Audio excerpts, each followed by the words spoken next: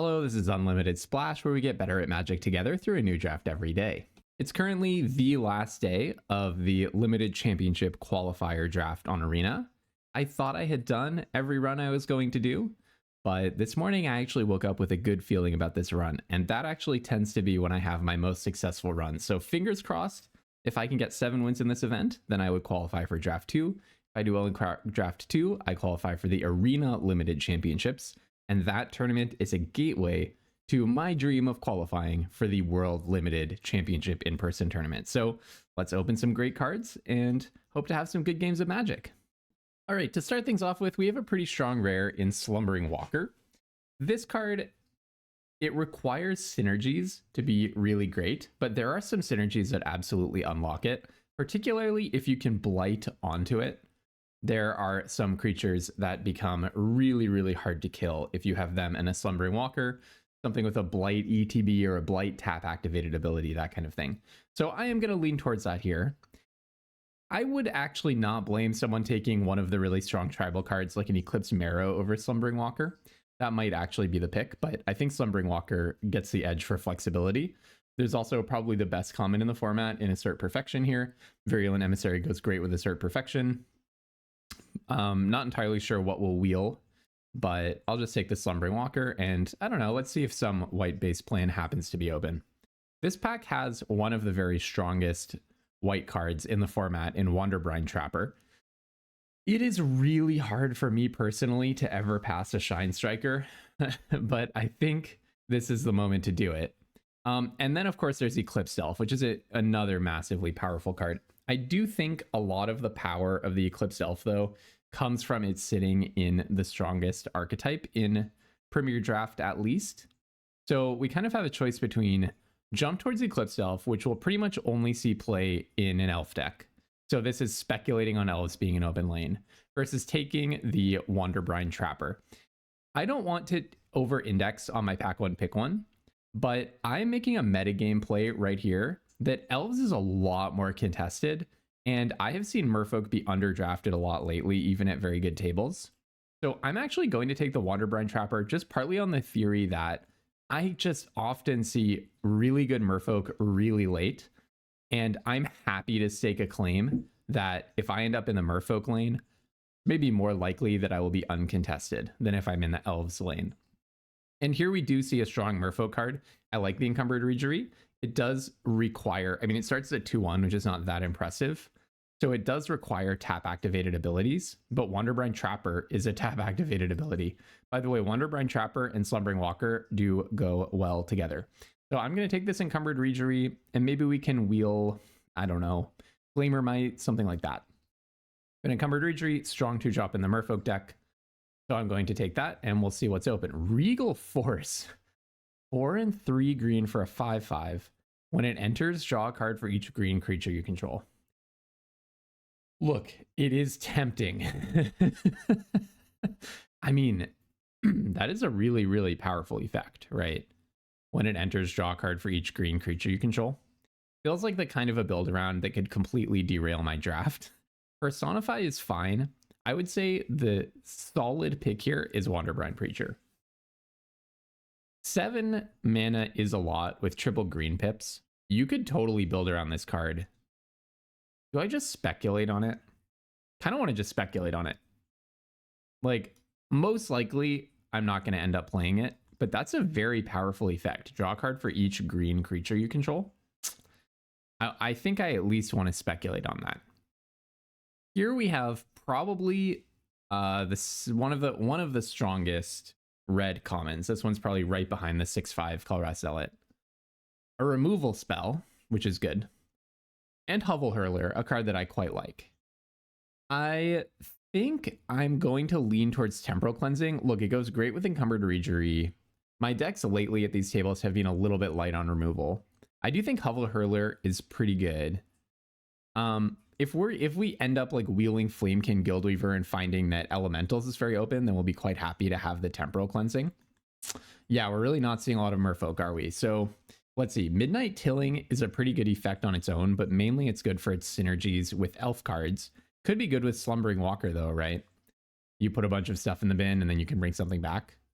I'm also very tempted by Glimmermite, and I wonder about Changeling Wayfinder. That's kind of where my mind is at. Also possible that I just take Gangly Stompling here. This is a card that, you know, it's easy to answer, but it does demand an answer. For me, in my personal playstyle, I'm going to lean towards Glimmermite. Changeling Wayfinder is also tempting. And Glamour Gifter is a very nice reward for that. So Kindle the Inner Flame, Enraged Flamecaster, Temporal Cleansing, these are all Elementals cards. So it's looking like maybe Elementals is going to be the most open lane. However, Glamour Gifter is just a powerful card. And it is also flexible in that it's not jumping into a particular tribal archetype the way that Kindle the Inner Flame is. Kindle the Inner Flame, you're really looking for cards like Champions of the Path in order to do like really fast kills. That's the idea there. Here, I mean, I think I'm just going to take Flame King Guildweaver. Very strong card. I mean, Chaos Spear is really good as well. This is definitely pulling us away from any kind of Merfolk plan, let alone Regal Force, which I'm not seeing a lot of green creatures worth taking. But with Flame King Guildweaver plus Temporal Cleansing, it's very possible that we're getting the setup for a strong Elementals deck. Yeah, I didn't think that there would be much to wheel in this pack, and there definitely was not. Most likely, I would play the Brambleback Brute. Actually, Warren Torchmaster is worth taking because you can blight onto Slumbering Walker. If I end up playing those two in the same deck, I'll be happy to have blight one onto Slumbering Walker and then bring stuff back. Okay, that combo actually kind of makes the Torchmaster unkillable. You blight onto the Slumbering Walker, get this guy killed, and then you can bring it back. Here, I would say it's either Tend the Springs or Foraging Wickermaw. I think I'm just most tempted by the Wickermaw. It's a 2-drop that can go in any deck, and it smooths your mana. Those are two good things in my opinion. And here I'll take a Furlock Core. Unexpected Assistance is definitely worth it. So I did not get the feeling that Merfolk was open, but blue feels pretty open. I would say it's white that's cut. I would say white is pretty cut here. Okay, now this is a very interesting pack. The thing is, so Bristlebane Battler is a fantastic card. One of the strongest cards.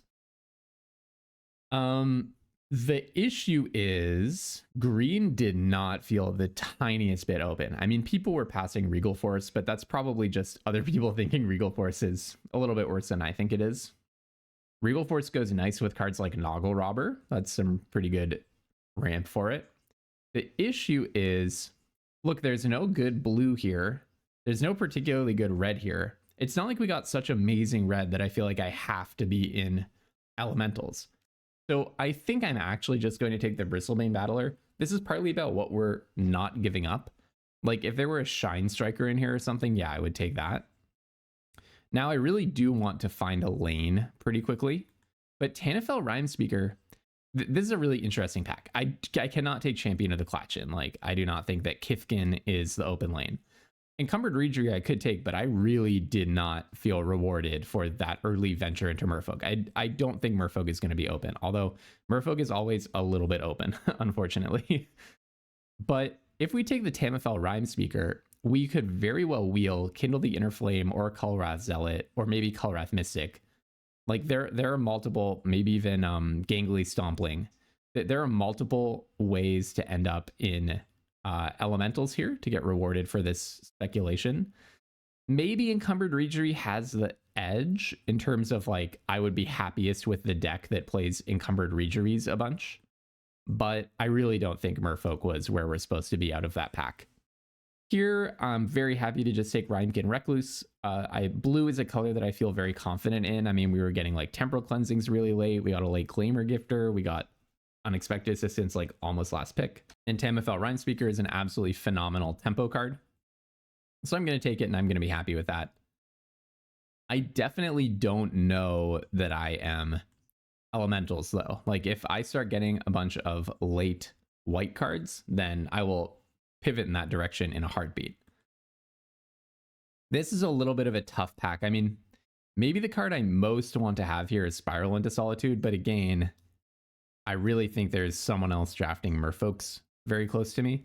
I might just be on Flame King Guildweaver. It's just a good card. Makes treasures, ramps you, fixes you. It's a 4 mana or more payoff that actually affects the board.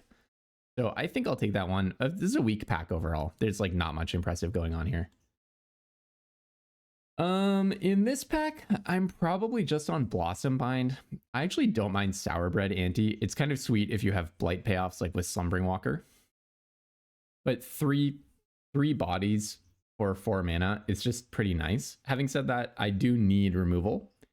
So I think let's go for the Blossom Bind. Blossom Bind is not the best piece of removal, but if you combine it with Temporal Cleansing and this kind of thing, it could be a lot worse. I guess another option would be like Sundappled Celebrant or something if I still was trying to keep the white dream alive, but I think we're going to get cut on white coming from the right. Okay, Feed the Flames kills Marilyn, and my last 2 runs, if you check my last 2 videos, first run I was 3-1, went up against a Marilyn, and it ripped off the removal spell that would have killed it from the top of my library. Second run, I was 4-1, went up against a Marilyn, and it ripped off the removal spell that would have killed it from the top of my library. That's how my last 2 runs ended. It was a Marilyn depriving me of the removal that would have killed Marilyn. So now anything that deals 5 damage, look, I'm not trying to overcompensate for the specific beats I've had, but if another Marilyn kills me in that same way, I might actually like flip the table. So I'm just kidding. I'm not that kind of drafter, but I'm just gonna go ahead and take these Feed the Flameses. And if we see any Marilyns, they had better watch themselves this time. Okay, now I'm between Flame Chain Mauler, which is like a very bad Grizzly Bears, and Sourbred Ante. I think, oh yeah, I also don't mind the Elder Ante at all. I actually think I'll take Elder Ante. Flame Chain Mauler is just so bad. This guy can get blighted onto, which actually kind of matters. Here, I'll take Swat Away. This is a nice way of sort of cheating a mana value 4 or more spell out. So happy to take Swat Away. So this was the wheel pack, yeah. So we didn't wheel like Colress Zealot. Oh no, wait, this was the wheel that I was thinking about, where I was thinking about wheeling like Kindle the Inner Flame. I'll happily take Kindle the Inner Flame here. I mean, it does activate mana value 4 or more if I can get another Tamifel Rhyme Speaker, that kind of thing. And Enraged Flamecaster, I'm very happy to see. This card can just kind of kill people out of nowhere. Absolutely, I'll play a Wild Unraveling. Wow, Spiral into Solitude being last pick is interesting when I thought that white was cut. Now, mark my words, we're going to see every good Merfolk payoff. I swear. That's just how it always goes. Okay. What a pack. So we've got Luen as a pretty good rare. Morkant's Eyes as like a mythic uncommon in the set. There's some removal. There's like Blossom Bind. There's another Flame Chain Mauler, which we might wheel, or a Wild Unraveling. Don't really want to play 2 of those, but it could be. I would say I'm pretty locked in on elementals at this point. If you look at the number of elementals I have, it's 5 elementals plus. Okay, it's just 5 elementals, but I'm hoping that we'll get more. So I'm going to take Gathering Stone. Look, I have a lot of cards that don't affect the board here. Or they do affect the board, but they're not creatures. I doubt I'll play Unexpected Assistance, though. To play Kindle the Inner Flame, I am going to need some more elementals. I'm not playing Thirst for Identity. So we are a little bit too high on cards that don't really affect the board. But if I just prioritize creatures, especially 2-drops, and maybe I don't play like Wild Unraveling, we already have technically 19 playables. So my idea is Gathering Stone is going to be cut way after some of these other cards like Wild Unraveling. So I think it's still worth taking. Here I'll grab an Eclipse Flamekin. I'm really hoping for like the twinning card, the one that doubles a elemental's activated ability. I also would love, I mean, really the most important card for me would be the 2/2 that makes mana that you can spend on elementals. That would be prime if I could get some of those. Right now we're looking at a okay elemental sec, I would say. So we're really hoping to level it up. Or another Tamifel Rhyme Speaker. That would be really good to have. Would have been nice to have that Shine Striker, but we don't even have that many hybrid mana pips. Oof. Are we getting cut? It's possible. It's possible, but what are the good colors to be in? Like, that's just a pretty weak pack overall. I guess Safe Right Cavalry is the best card. Green was not open pack 1, though. Not at all. So here, I think I'll just take Wonderwine Distractor. It's a mana value 4 or more card. It's a card that can, like, beat people. It can actually deal damage. What happened to my... Hold on. Did I take the wrong card? Didn't I take a Colress Zealot? What's going on? Did I hallucinate taking Colress Zealot or what? Did I take something over it? I wonder if I misclicked. I'm going to have to go back and look over that. I thought I had a Colress Zealot. Did I click on Flame King Guildweaver and think it was a Colress Zealot? That's totally weird. Okay, well, I'll take a Stratosaur here. I have no idea what just happened. I'm low on 2-drops, actually, to the point that it's like getting very serious. But I'm not seeing any 2-drops here worth taking. I don't want to play Foraging Wickermaw either. So there's a Colress Zealot. I really want 2-drops. Wow. And now we're looking at Eclipsed Elf and Wanderbrine Trapper. Did everyone at this table like fight for merfolk, fight for elves, and then evacuate? Yeah, our curve is a big problem. I definitely need things to do early in the game, and I'm not sure that there are 2-drops coming down for me. Yeah, okay, that's an issue. Here, I might just take the Rooftop Percher over the Enraged Flamecaster. I don't get the impression that I'm fighting for elementals. I feel like we just haven't opened some of those really good elementals. Well, okay, I'll take Rooftop Percher, but yeah, we're getting down to the wire. Oh, a Flamebraider coming in at pick 8, the last possible moment that we could see a Flamebraider. That is huge for us. I'm still like humiliated by the density of 2-drops in my deck, having only 4 2-drops. But hey, at least that's something. I might even take a second Wild Unraveling with the idea that, well, I'm not going to play any of these other cards. It's not technically a card that you can do on turn 2. And wow, wheeling Flamechain Mauler is really big for us as well. So, okay, I'll maybe play 1 Wild Unraveling, play the Flamechain Mauler, not play Wanderwine Distractor, take this Flaring Cinder. Maybe I cut Elder Ante to play the Flaring Cinder. Maybe I'm cutting... Maybe I don't really need that other Wild Unraveling. It's really a turn 3 thing to do. And then I don't think I got the combos with Kindle the Inner Flame, right? Maybe I have some sweet stuff that I can do with it. Maybe I actually take... don't really want to remove Swat away. Well, actually I have Temporal Cleansing, Blossom Bind, and double Feed the Flames. So yeah, maybe I do just cut 1 removal spell. But, you know, with Kindle the Inner Flame, yeah, you really want like Champion of the Path. You want evasive elementals or elementals with really good ETB effects. So it's like super valuable with Colrad Zealot, but I only have 1 Colrad Zealot. The other option is I just cut Foraging Wickermaw because it's doing like nothing in my deck, and I just basically say, you know, my deck's a little bit on the slower side. That might just be unavoidable that it's on the slower side. Hopefully Swat away. It's not a turn 2 play exactly. Yeah, looking at the density of 4-drops that I have, probably I just don't Kindle the Inner Flame. Although another good thing with Kindle the Inner Flame is you can Kindle the Inner Flame on your Tamifel Rhyme Speaker. I don't know. On the whole, you know, not the greatest deck I've ever drafted. It's definitely going to be slow to start.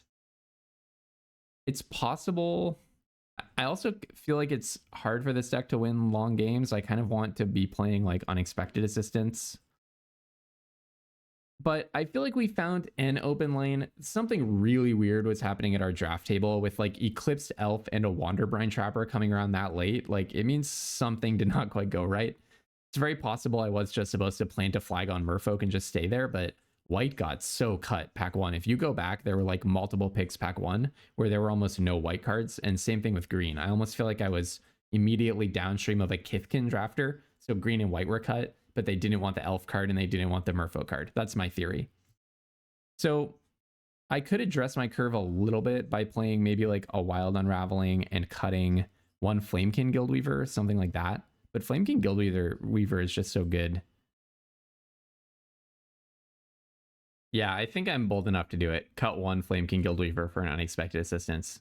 It might be a little bit bold, but let's see how it goes. Let us see how it goes. As you can see, I'm a limited improver who talks carefully through all of my decisions and tries to make all my thinking clear to you. I'm really trying to get better at Magic, as I say, through a new draft every day. Just be better tomorrow than I am today, better the next day than I will be tomorrow, and so on.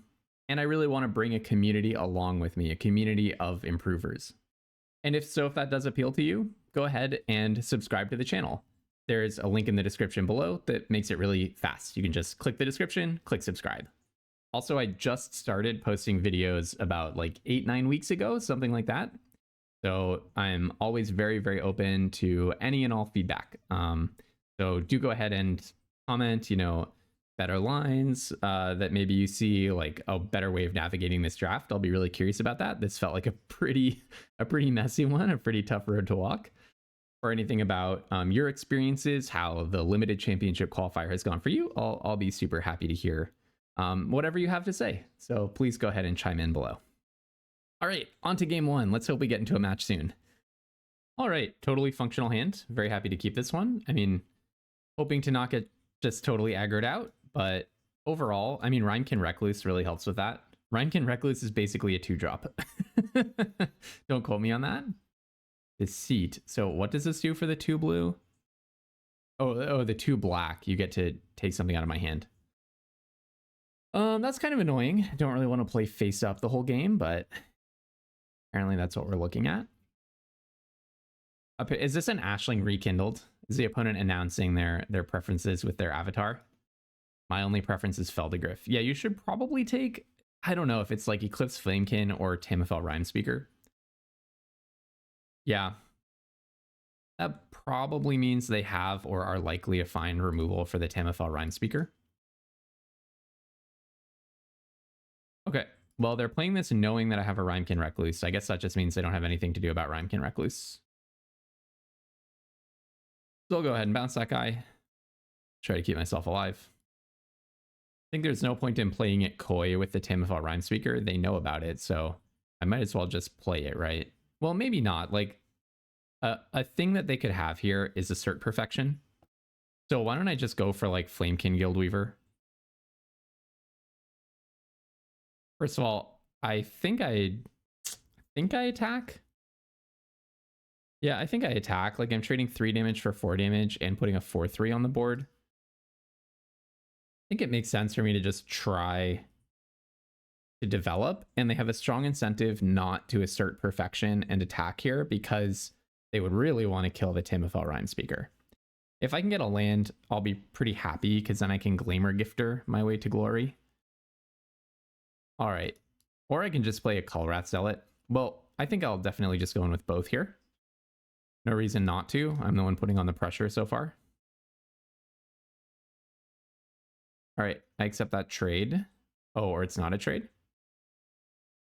Selfless safe right. That's pretty annoying. That's pretty annoying.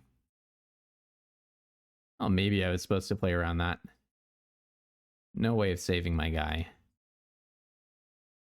Yep. Well, I still get to trample over, that's true, so it's not a complete waste. And then let's go ahead. Actually, I don't think I'm supposed to play Kulrath Zealot. I think let's put down the Rhymespeaker here so that I can Kulrath Zealot later on. I am still expecting an Assert Perfection, but now there's just no playing around it. I was hoping to clear their 4-power creature from the board.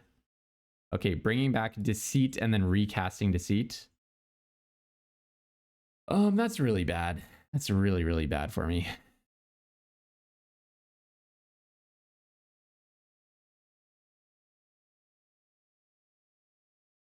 For double black.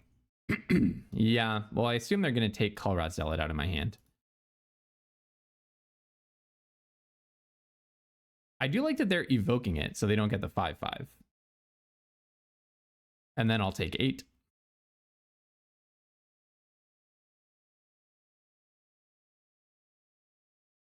No point in playing the Glamour Gifter as far as I'm concerned. All right, well, I think let's just play Stratosaurus. Draw a card. I will hop my Rhymespeaker probably. So the question is, I mean, I could potentially just attack with both. Like, you could imagine hopping the Rhymekin Recluse and attacking for 3, putting them down to 9. Rhymespeaker doesn't really help give them a clock. I mean, I think I'm actually happy to block with the Rhymespeaker at this point. So Rhymekin Recluse puts them to 9. That's a 3-turn clock. They know about Glamour Gifter. Yeah, I think let's not go for the maximally aggressive line. I mean, I'm in pretty dire straits here if they have like a single removal spell or a large creature. Now, if they attack with everything, for example, yeah, I think I just block Selfless Safe Right. I mean, they're obviously representing, like, it's a very obvious pump spell here. So I don't really want to risk my Stratosaurus in combat. And I'm not that low. Like 7 plus 3 would be 10, putting me to 2, but I'm about to have 3 blockers. Let's go with this. The idea is I'm not going to get killed by any common level pump spell here. And it forces them to, oh, trample. Yeah, I didn't really think about trample there. Okay. So I'm taking 10 going down to 2. And Blight Rot? Oh, man. Well, okay. I mean, a combination of commons can kill me. I still feel like that was the move. Like, they needed trample plus... Yeah, that was like the combination they needed to have pretty much. They needed to shrink my toughness and have trample, and it was still exactly lethal. I think if I, like, forget about whatever implausible thing just happened, if they just had, like, +3/+3 Thought Weft Charge, or if they just had Gatelift's Embrace, giving them the Stratosaur for free just seems like I'm giving away all of my counterplay. Next turn, I'm going to play 3 blockers. So I'm really not too worried about being at 2 HP or whatever. And my deck is going to do better in the long run, especially because I have the Tamifel Rhyme Speaker. So I don't know, maybe I should have played more blockers or not attacked with Tamifel Rhyme Speaker, but I'm actually pretty happy with how I played that game. This has got to be a mulligan. Pretty happy overall with how I played that game, to be honest. So here, I'll probably put back... I mean, my head is telling me put back Flame King Guildweaver, but it feels pretty bad to put back, like, my chunky creature. I need to keep my 2-drop. I need to keep my 3-drop. Maybe I actually just put back Unexpected Assistance and just try to curve out 2, 3, 4. But I kind of like the idea of drawing a bunch of cards. Okay, maybe I do just put back... Well, no, I mean, I have, like, a bunch of Flame King Guildweavers in my deck, don't I? I'm going to go for this. I think maybe this has better upside potential.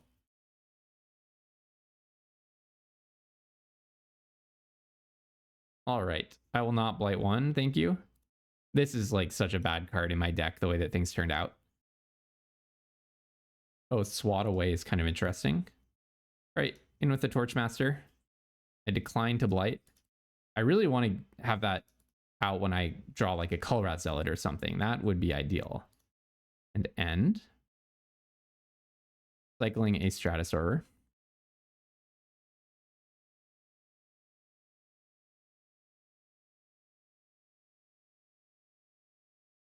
All right, pass and etc. End of turn, I'll flash in a Glamormite. Oh, unless you're going to counter it. Wild Unraveling. I wouldn't really care. I don't want you to counter Unexpected Assistance. All right, you've now completely revealed that you have Wild Unraveling, so you have to cast it, because otherwise I'm just going to be playing around it forever. You're going to have to keep that up forever. Okay, let's just main phase this, I think. No reason to give them an opportunity to counter it. Yeah, I can probably pitch Flamechain Mauler here. I think Swat Away could be good. I declined to Blight 1. Yeah, this is definitely an uphill battle. That draft, like, this draft ended up being really, really a tough one. Not super predictably for me either. I don't really know what I should have done, so that'll be an interesting one to analyze. I mean, I definitely just attack, right?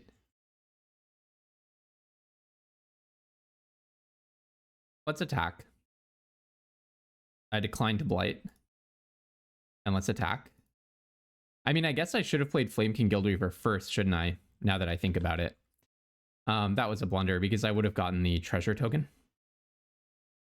So I kind of forgot somehow that I was supposed to play the Guildweaver first. So I would have a more developed board.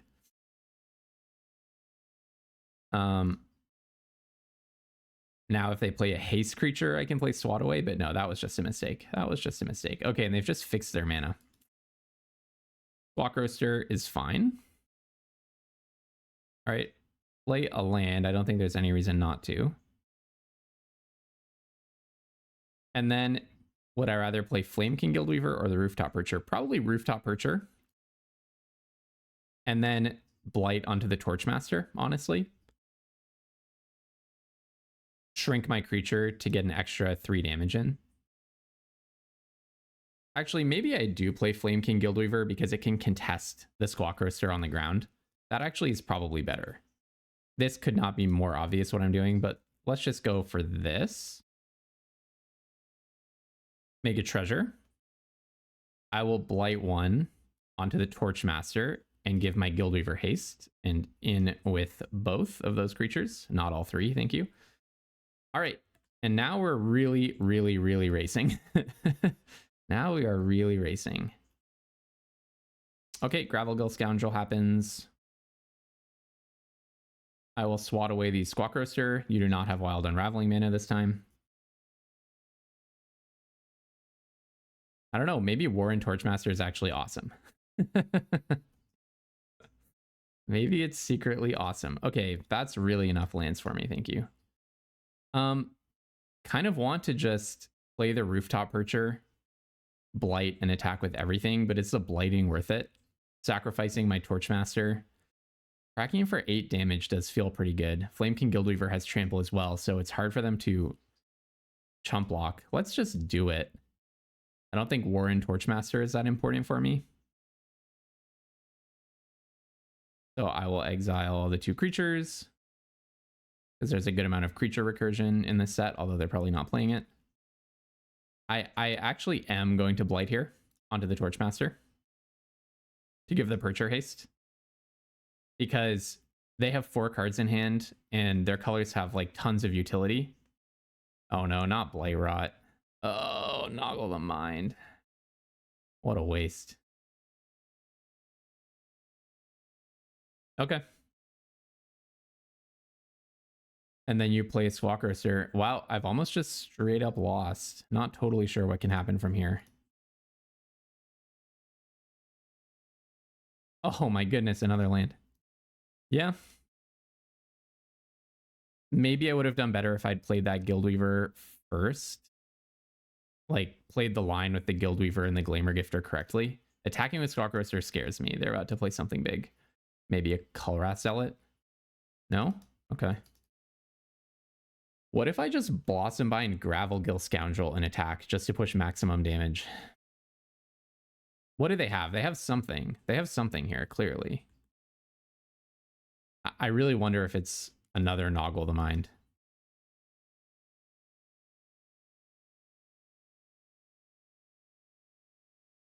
Okay, I'll just attack with Glamour Gifter. I don't really want to spend my resources, my 1 resource that I drew, on something small. So let's just Blossom Bind this Squawk Roaster and try to get them to show me what they have. There's for Identity is okay. I mean, it's actually really good for them, because I'm out of stuff to do. I definitely should play a land here, because otherwise, like if I draw like Tamifel Rhymespeaker and something, although that can't happen all in one turn, you have a bounce spell or something. You're mousing over Squawk Roaster a bunch. Oh, wow. Just shutting down my 1 attacker. Okay, Kulrath Zealot is like the best possible draw for me. So let's go ahead and play that. I'm not attacking, so. Enrage Flamecaster. Do I just play everything out here? I might as well, right? Let's see. Kulrath Zealot. I don't really want to trade the Guildweaver for the Gnarlbark Elm, so I don't think I attack. So I'm just going to play everything out. Yeah, makes sense. Now the opponent has 4 cards in hand and a deck that's clearly packed with draw spells. So I definitely think we're just playing a waiting game until they find their way out of this. Oh, okay, that's interesting. Yeah. Gnarlbark Elm, shoot you for 2. And then in with the team. Pretty clearly the line. I see no reason not to just shoot that out and attack with everything. I mean, they clearly represented that they have something like Noggle the Mind. Swat Away, maybe. Swat Away, I wouldn't mind. Well, yeah, no, I wouldn't mind, because you want to do it to Kulrath Zealot. Blightrot. Yeah, Blightrot was the other card I was thinking about. If they also have like a Noggle the Mind or something, then I could be in big trouble. Ghost of Dawnglow, bringing back Kulrath Mystic? Wow. Wow. But you don't, that means that you don't get to just kill 2 creatures. I'm actually not sure that that was that good for you, to be honest. Because Gravelgill Scoundrel was already just going to kill Kulrath Zealot. So here you're taking 4. Now the next, if I draw a mana value 4 or more creature, you're dead, right? And I still get to attack with Flamekin Guildweaver. I'm not so sure that was correct. Dream Harvest. hitting. Wow, Eclipse Flamekin and Rhymekin Recluse. Okay, that's a very good turn for you. I still just need to draw a mana value 4 or greater card. Bouncing Enraged Flamecaster, I imagine. Don't bounce Eclipse Flamekin. What are you doing? Oh, Blossom Bind would be not a good one for you to bounce. Because then I can Blossom Bind whatever I want. Yeah, I just need to draw an expensive spell. All right, take 4. Come on, mana value 4 or greater. Nope, that's not going to do it. I'm sure I'm just supposed to hold on to this Flamecaster until I draw something, right? To not give them the opportunity to kill it. And they could play Deceit like my last opponent and make me discard it. Well, I'm surely not attacking here. If I play this, it doesn't give me an extra attack, so I'm sure I'm just supposed to hold on to it. And now the name of the game is don't die. All I need is to not die. Did they whiff on the Flamekin? No, they found Mischievous Sneakling.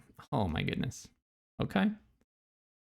Well, let's just get some draw steps here. I guess Wild Unraveling like is a thing that punishes me for holding the Flamecaster instead of playing it.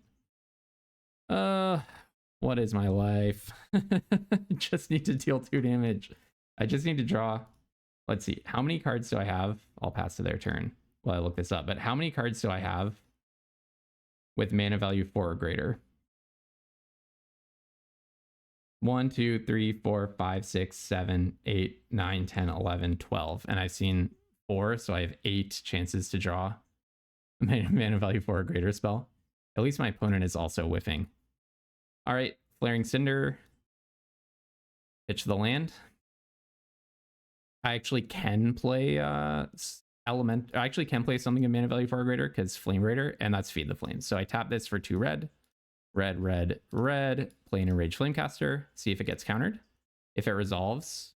Did you find Wild Unraveling? That's unreal. That's unreal. No way. Exactly the card that I said would punish me here. Exactly the card that I said would punish me here. They found it. Yeah, so maybe I should have played it earlier, but they're also playing like Blightrot, Noggle the Mind, whatever. Who knew they were going to be playing 2 Wild Unravelings? That's not typical behavior, but okay. Well, okay, now what? Probably. So I could, for example, I don't think I'm supposed to attack here. They can play their 2/2. I have Feed the Flames. They have 13 cards left. I have 10. So eventually someone has to start pushing damage. But yes, I have Feed the Flames. I would like to kind of get them into some kind of combat. Okay, well, that's a lethal play. So let's play Stratosorber. I'm not going to discard Feed the Flames. Unless they literally last turn drew an answer to this, this should do it. All right, we got there. What a silly game that was. I can't believe they actually drew the Wild Unraveling. This has been a really illustrative draft. I mean, I just feel so unhappy with my deck. Like, I keep feeling like I'm not finding the open lane. But to be quite honest, I also keep feeling like there is no open lane. In my first draft, Elementals was definitely wide open. I was seeing like all the top Elementals cards, but also Elves was open. My first draft was the only one that made any sense. My second draft, very, very confusing. I ended up in a Temur Vivid Elemental space, but it's not like there was an open lane. Here, I probably keep this. It's a very slow hand, but all my hands are very slow. And I have my Land Cycler to fix me into blue, and that's kind of part of the point of playing these Land Cyclers. So I think I keep it. I really need them not to be a highly aggressive deck, though. All right, well, getting the blue mana is nice. It means I don't have to throw away Colrad Zealot just yet. If at all. Okay, double red. Are they gonna... Okay. Guzzback Scrounger. Yeah. That does seem like they are a highly aggressive deck. So this could be a fast one. I assume they will blight one because they're on 2 red.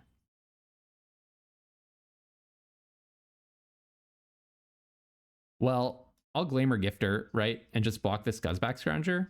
Maybe? Maybe not. Honestly, kind of want to. I kind of want to not just get aggroed out. The only thing is, well, okay, I'm going to 18. Next turn, I do nothing.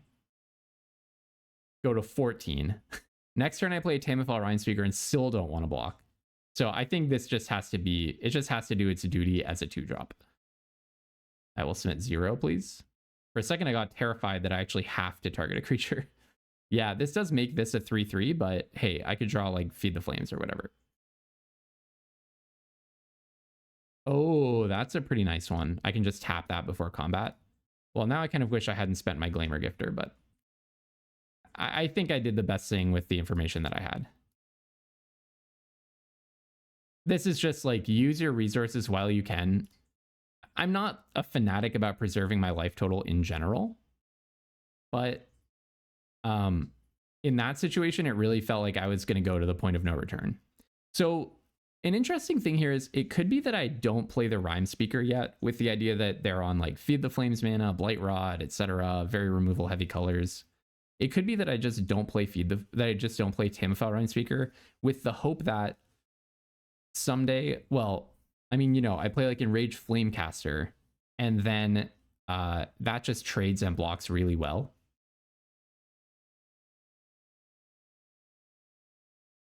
But I think mana efficiency really matters. If they don't have something here, I'm feeling really good about Rhymespeaker into Gathering Stone to just pull me away from them.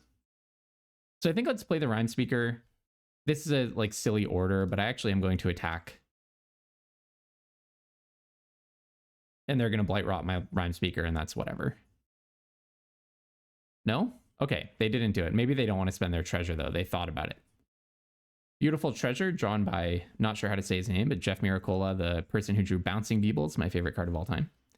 All right, so it was Blight Rot. They were thinking about doing it on my turn with their treasure, and they decided not to. That means they're looking at Colrad Zealot, probably. No?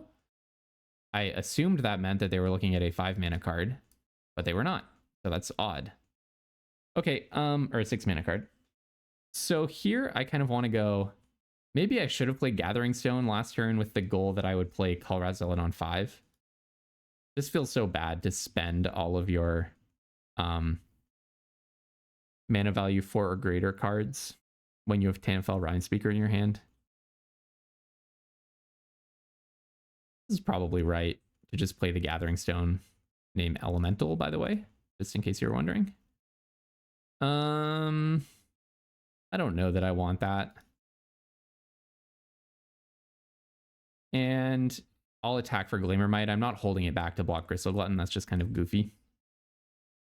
And then, yeah, next turn it's Colrad Zealot, or I would not mind double spelling.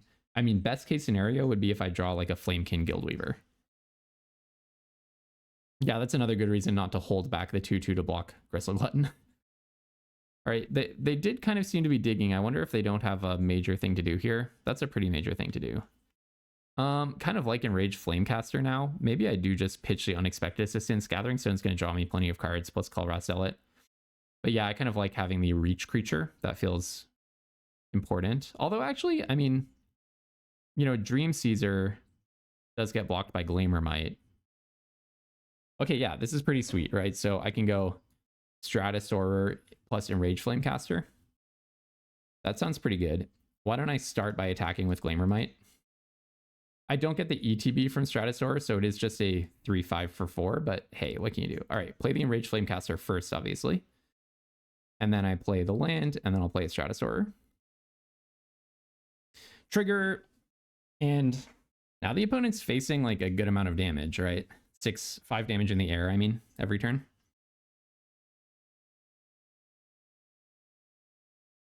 Blight Rot does not kill Stratosaur, but it pretty much nerfs it.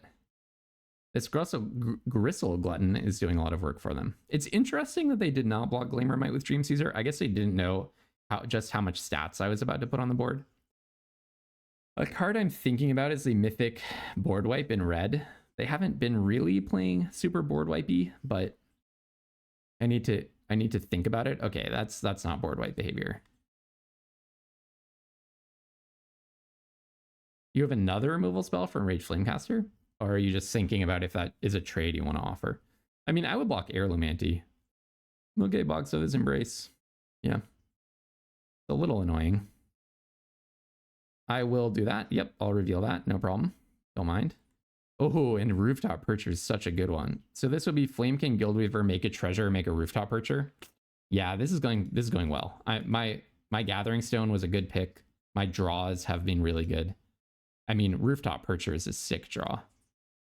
So let's go ahead and play that. I mean, that is quite a turn, right? That is quite a turn. And I'll get rid of, I mean, there's really only creature recursion in this set, but get rid of those 2 cards. And cards that count creatures in the bin.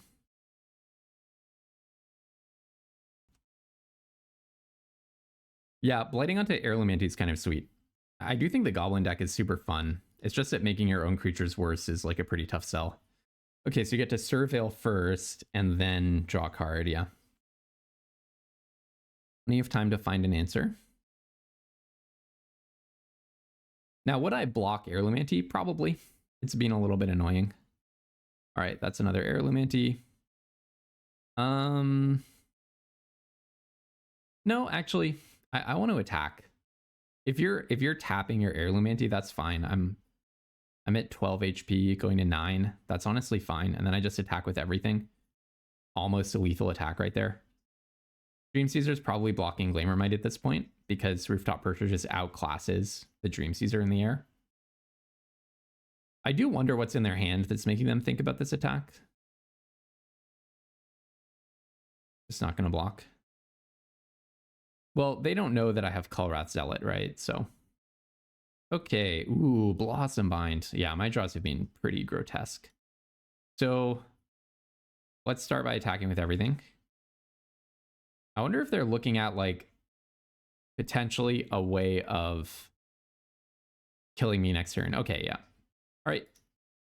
Get through for 7. So, you were actually dead on board. Your Heirloom Antes do get chunkier. It's true. It's true. So it would be actually nice to find a land with Kulrath Zealot, like really nice. Because then I can play it and play Blossom Bind and just totally shut down their counterplay. All right. Now, do I even play the Blossom Bind? Because here they need to find 2 things. If they want to kill me next turn, yeah, no matter what, it will be good to have one of these guys Blossom Bound, right? No matter what happens. Plus, I'm effectively drawing, not exactly drawing 2 a turn, but I have like card selection or extra card draw every single turn, no matter what's on top of my deck. You cannot blight onto the Heirloom Ante, if that's what you're wondering. Now they need to find removal for Rooftop Percher and one of my 2 ground creatures. Okay, Burning Curiosity. For a second, I thought that was a mythic board wipe. Chronicle of Victory is a sweet one. Okay, so you can get a 2/2 and you would lose. So I think it's GG. Pretty sure we got there. Bogzo's Embrace would not do it. Mischievous Inkling does not do it. Okay, all right. 2 and 2. Very good. Yeah, I mean, my deck does not feel amazing. I will be very honest about that. Feels a lot better when I have a Gathering Stone out. It is kind of, you know, that first game that I dropped was demoralizing. And then the second game was just so funny that they actually found the Wild Unraveling. The one way of punishing me for holding the Enraged Flamecaster instead of playing it. But, you know, since then, it's been a lot smoother. So, yeah, let's just hope for some really, really lucky draws against opponents with unusually weak decks. And then maybe we can make some gems back. Now, this is a hand. That's what I'm talking about. Yeah, that first game was also like psychologically punishing because of the way that they killed me with the Blight Rot plus Trample trick to punish my like very conservative or like more risk accepting blocks. It's just like I was thinking through every common, like that common couldn't get me, that common couldn't get me. Wow, really wish I had a 4-drop here, but I don't. And then, oh look, you know, a combination of 2 commons. Yeah, that is much harder to play around, right? But it is what it is. That's how that goes. Okay, so I can attack and swat away at instant speed. Feels pretty wasteful though. Why don't we just drop a Rooftop Percher? I don't get the impression that exiling things from a graveyard is going to matter that much here. Wanderbrine Preacher and something. Not a Blossom Bind. Oh, Temporal Cleansing. Yeah, I'll put it on top. That's a good card for me to draw. Oh, Eclipse Flamekin. So I can actually... Yeah, I'm just shy of drawing Rooftop Percher and recasting it. But I definitely think it's worth doing here. Oh, wow. Goodbye Gathering Stone. That's too bad. All right. Also, I guess it tapped wrong. I was supposed to leave 2 blue up. I just kind of assumed I would find an elemental if it's not Rooftop Percher. All right, well, I'll offer the Rhymekin Recluse up here. I don't think I also offer up Flamebraider. All right, interesting. I could Temporal Cleansing Wonderbrine Preacher. I do not think that's what I'm supposed to do.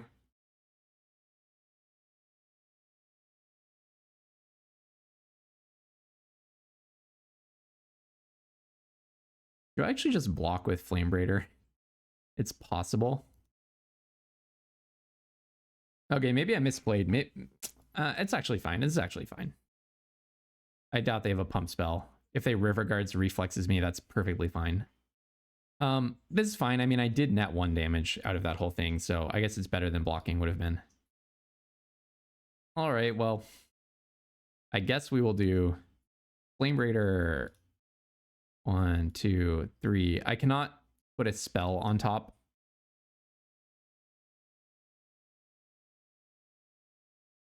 With Swat Away by tapping this way, but that's okay. Now, do I actually just attack with Eclipse Flamekin? I wonder. I think no. Now they're going to make a 1/1 at the end of my turn. If that's how they want to spend their turns, that's just fine by me. You can make a 1/1 for as many turns as you want. I won't mind. Unless you're about to play Kin Binding. That does not buff the cards that matter here. Okay, Resolve, and I'll just block with Rhymekin Recluse, which is like a pretty blank card in this situation. I mean, I could have blocked there. No, I could have waited, blocked there, and done some fanciness with Swat Away and Deep Channel Duelist, but okay, time to stop drawing lands, please. 1, 2, 3, 4, 5, 6, 6, 7. Okay, I'm not getting that flooded, but I really do not want to draw any more lands. Thank you. So I'll attack with Rooftop Percher. It actually seems to be uncontested. And then, do I Temporal Cleansing Deep Channel Duelist? I don't really feel the need. Maybe I do just play a land and end. I mean, I have Swat Away. Changeling Wayfinder is fine. I wonder if this unmana screws them. It definitely looks like it will, doesn't it? Yep. Okay. So now we might be in some trouble. They might be about to play some chunky red stuff. Or not. Okay. They cannot make a 1/1 here. Oh, Tamifel Rhymespeaker, my hero, my absolute hero. So let's go blue, blue, 1, 2 for Tamifel. See if it resolves. It does. Temporal Cleansing. Bounce this. Probably tap the Rhymespeaker. 1, 2, 3. Draw a card. Yeah, this is what I'm talking about. Heck yeah. This is what I'm talking about. There is 4 damage to a tapped creature. So that was like a little risky allowing that guy to get tapped. But honestly, Rooftop Percher is a card that I really want to survive. Liminal Hold on Tamifel Rhymespeaker. Oh, and I do not have Swat Away mana up. Yeah, that's too bad. That is too bad. I don't have Destroy Target enchantment or anything. Okay, now it was fun while it lasted. We got a free Glamour Gifter. The draw 2 is really nasty, by the way. Oh no, no more lands, please. I just don't want to draw more lands. I really don't. I just really don't want to draw more lands. Thank you. Rats. Maybe I didn't play that so well. Maybe there was a way for me to also play Swat Away. I don't think I had quite enough mana to keep up Swat Away's protection. Maybe I should have tapped more creatures to convoke out the Temporal Cleansing. That's actually like extremely possible that I misplayed in that way. I think that's very possible. Can go back and analyze that later. Well, I'm going to go in with Rooftop Percher. I have you on a 4-turn clock for whatever that's worth. And then I'll play Flamekin Guildweaver. I do have Swat Away up. They make a 1/1. I accept. I kind of only want to play Glamour Gifter when it nets me a creature or is lethal. I assume they have bombs in this deck. Like, look, they're playing all these colors and just a bunch of random commons. Like, I assume they're just not drawing some really sickeningly good cards. That's my assumption. That is definitely my assumption. Wander Brine Farewell. So let's resolve this, see what you do. Pitching a Steam Vents. And then, yeah, let's swat away that, I think. Right? Swat away is also really good in combat, though.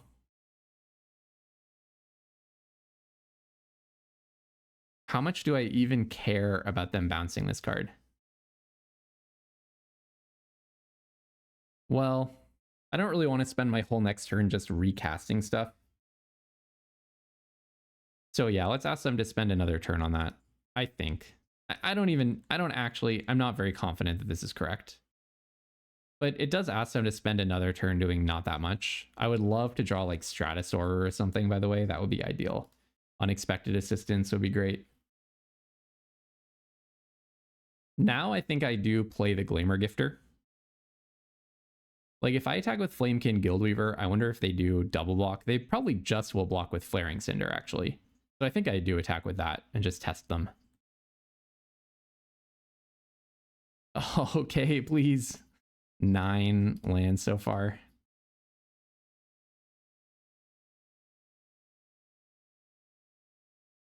It's not like this Guildweaver is doing that much. So let's go in with these two. Triple block? Yeah, don't mind if you do triple block. That's like way better than if they had blocked with Flaring Cinder. Trample over for 1, so we're still getting the extra 1 damage, and now I'm representing 4 in the air. And I don't think they want to bounce my Glamour Gifter, so that's a card that they will not bounce with the Wonderwine Farewell, I assume. I have a lot of good draws left because I've drawn so many of the lands out of my deck. This looks like it's not Wanderbrine Farewell. I wonder if they Wanderwine Farewell. I wonder if they do something better to play this turn.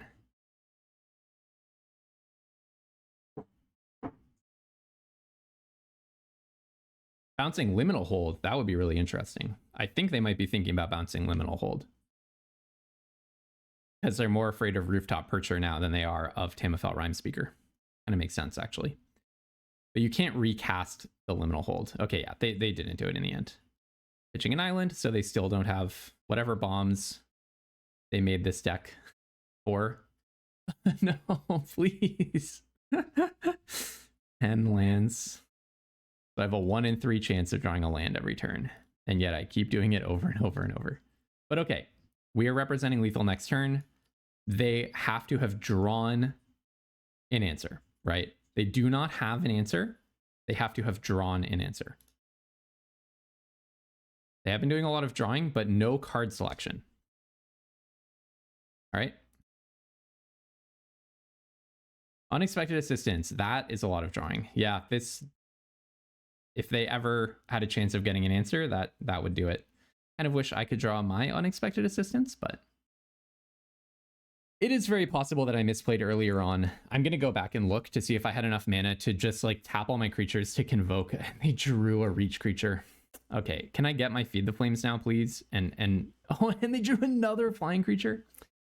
Okay, can I get my Feed the Flames instead of just like the 1000th land? Oh, why? Seriously, how many lands, like out of the last few draws, how many lands have I gotten? 1, 2, 3, 4, 5, 6, 7, 8, 9 non-lands, and I've drawn 11 lands, but I feel like the lands have been like massively concentrated in the last few turns. I don't think I can attack with Flamekin Guildweaver. Okay, I mean, I'm actually going to play the land because if I draw Unexpected Assistance, Callrat Zealot, Gathering Stone, right? Flaring Cinder, I guess I would want to have a card in my hand. I could draw Blossom Bind, right? I have so many draws here, but Island is not one of them, and Mountain is not one of them. And now they have so much card selection set up. Yeah, that's a big creature, because Flaring Cinder is just letting them draw a Seer on the Rooftop Percher.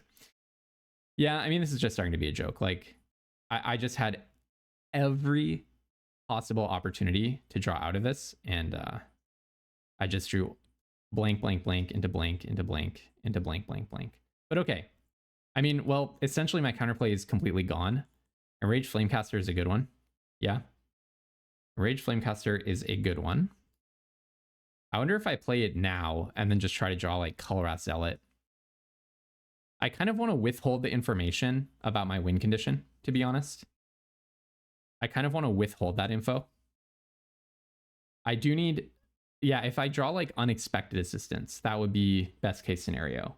Stratosaur, Colorado Zealot, Glimmermite. Not really Glimmermite. Because I no longer have the 3/3 flyer to push damage. Okay. You can give something indestructible. Give your Sun-Dappled Celebrant indestructible. Okay, well, I probably just take the damage. Maybe I'll just chump block.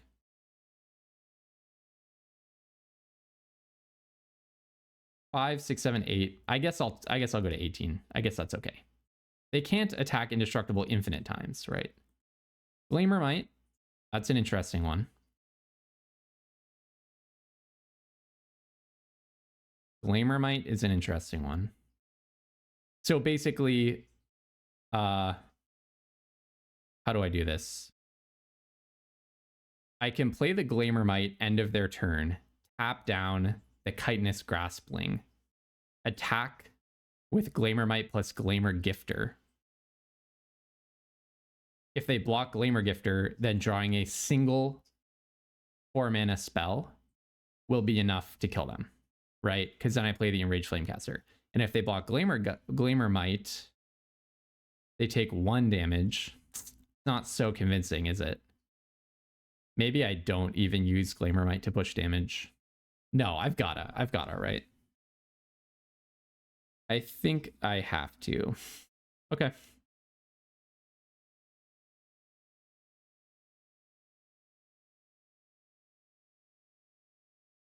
Come on, can I just get any 4-mana spell? Lofty Dreams on that guy. Okay, you can Lofty Dreams that guy. You draw a card, it gains flying. So now I definitely just have that one before combat. I'm going to wait for you to give it indestructible, though. Oh, you're giving that card indestructible. That's fine. All right, before combat, I will tap down these 7, 8. Well, but now I can't push any damage, right? That is the upsetting part. I cannot push any damage. Well, definitely I block there. That's just strictly good for me. Take 4. Okay, Unexpected Assistance, please. I just can't even. I just can't even. The way that I flooded out and gave them so much time to draw Unexpected Assistance into Seer, and then flooded out more, and then flooded out more, and then flooded out more, is like impressive. It's actually impressive. I mean, it happens to all of us, and it just happens. It just happens, but very disappointing for it to happen in this game. My opponent has almost decked themselves by this point because they just are only drawing action and value over and over again. Their deck is like, I kind of was expecting bombs, but there's just like no reason for this deck to be 3 colors, right? They were like off to a very slow start and gave me so many turns to draw answers to whatever they're doing. My game plan is to win off of Enraged Flamecaster into Unexpected Assistance, so I can't even win off of Stratosaur at this point. Only the damage from Stratosaur. Oh, man. Yeah, I mean, I wish I could have played this person best of 3, because the one decision that I had was keeping the SWAT away up, draw a little bit faster. As things turned out, it wouldn't have mattered, right? Because apparently I had a pocket of every land in my deck all in a row.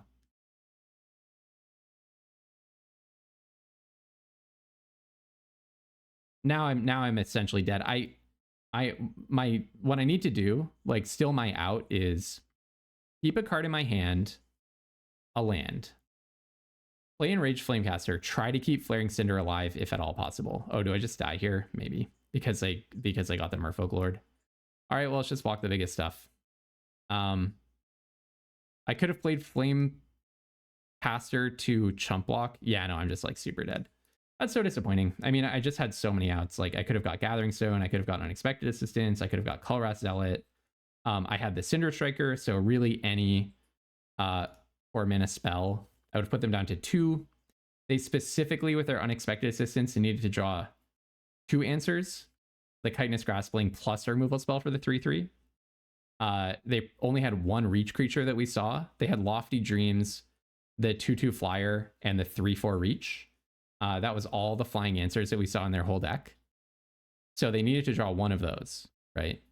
And otherwise, my Glamour Gifter would have let me tap down the Chitinous Graspling and push maybe 2 damage, which would have made any 4-mana spell lethal.